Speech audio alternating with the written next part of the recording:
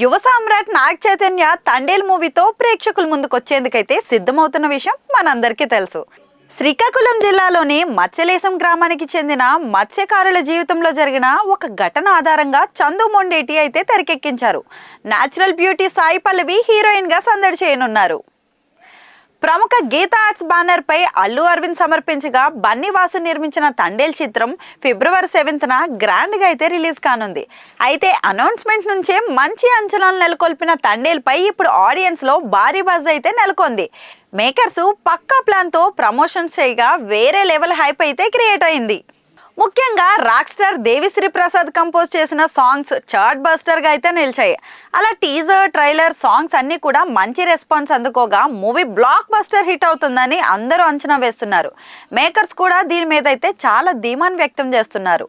Movie team అందరి ఖాతాలో hit పడుతుందని అనుకుంటున్నారు. ఇదే సమయంలో ఇప్పుడు తండేల్ టికెట్ల రేట్ల గురించి సోషల్ మీడియాలో చర్చ కూడా జరుగుతుంది.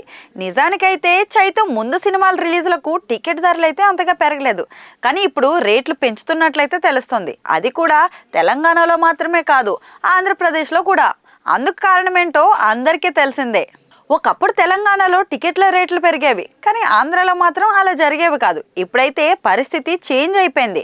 పుష్ప 2 ప్రీమియర్ సమయంలో తొక్కిసలాట జరగడంతో రేట్ల పెంపు, అదనపు షోలకు అనుమతులు ఇవ్వమని టీజీ సర్కార్ అయితే ప్రకటించింది. రీసెంట్గా ఓ సినిమాకు టికెట్ల రేట్లు పెంచినా కానీ మళ్ళీ తర్వాత ఉత్తర్వులు అయితే రద్దు చేసింది.